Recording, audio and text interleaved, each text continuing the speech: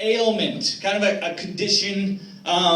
Some would say it's a disorder. I laugh when I get hurt.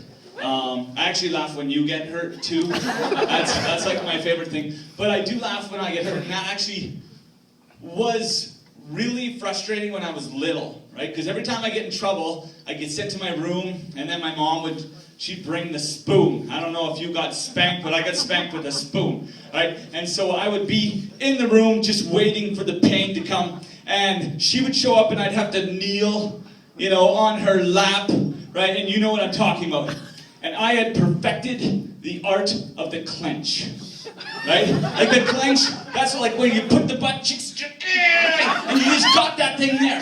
And what I would do, if you clench too early, right, she knows.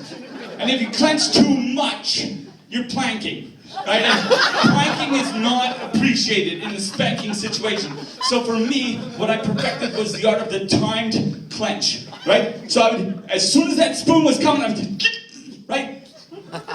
Perfect.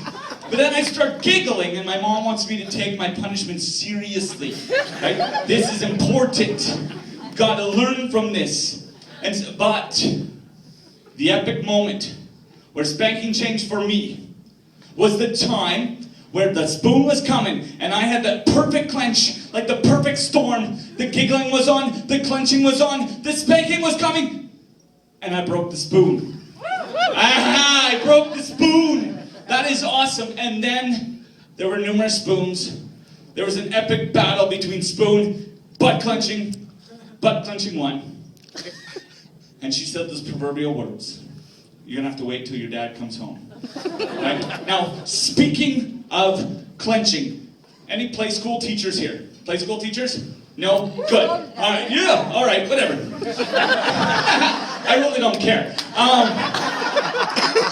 Play school teachers have this one secret weapon. Right? It's called the crisscross applesauce. And the crisscross applesauce is what play school teachers use when they're punishing fathers who come in on volunteer day. Right? Like you take the whole day off to be with the little midgets, right, that came out of your loins. And you gotta show up there, and inevitably there's this thing called circle time. And circle time is where all the kids sit down, and me as a dad, I want to find a wall, right, or a table, or a counter, or maybe one of those stupid little chairs, right? Because crisscross applesauce, that's no good for me. But I get like 3/4 of the way down, and then gravity takes over, and I kind of crash into the ground. Right? And then the problem is when I'm crashing into the ground, you make a lot of noise and the kids are all frightened, and the yoga instructor, play school teacher, she's looking at you like some kind of freak, right? Who invited you? And the problem with crisscross applesauce is I know 3 things are going to happen. I know, number 1, everything down here is going to go numb. Right? Number 2, my butt crack is going to show. Right? And that's awkward for all adults with the children. Right? And number 3, I'm going to have to fart. And there's no clenching when crisscross applesauce. It's not going to happen. Speaking of, I actually suck at segues. Right? I'm completely awful at segues. I actually fell off one once. Down at the River Valley here in Edmonton, they have this Segway tour. And, in the River Valley, people, like, they do exercise. They do jogging, they do cycling, they do walking and hiking. And I have a helmet on, and I'm on a Segway, and I'm going to, and literally, everyone else is fine, and I fall off and I hurt myself. And that's a complete failure. Speaking of self-propelling devices that you can see, that was a good segue, right? You're with me. Yeah, there you go. Martin Aircraft is actually building a jetpack. Isn't that awesome? That's totally epic. It's a jetpack. It's going to be available within the next year. Now, the fun thing about this thing is it goes 8,000 feet in the air. It travels at 35 kilometers per hour. And I just think that's totally epic, totally awesome. But based on the way you people drive, that's a very bad idea.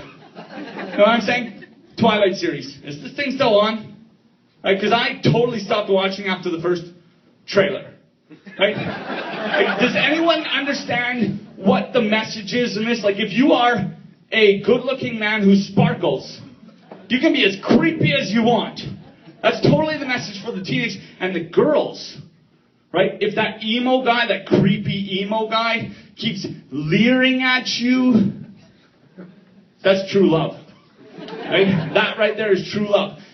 Have you been watching the YouTube lately?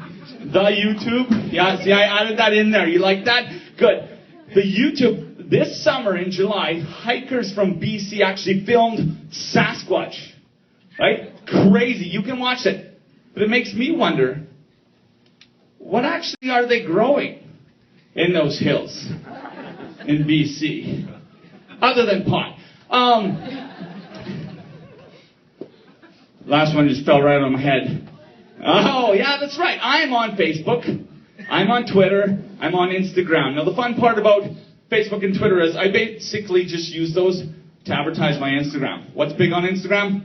Food pictures and selfies. You know that, right? Yeah, you guys are into that. Yeah, what's the best thing about selfies? The duck face. Right? The duck face is king. But it makes me wonder, if you're a duck, what do you use in your selfies? Like, is it the people face? And if it is the people face, here's what I think it looks like. Alright? My name is Chet Kennedy. Thank you. Remember to clench.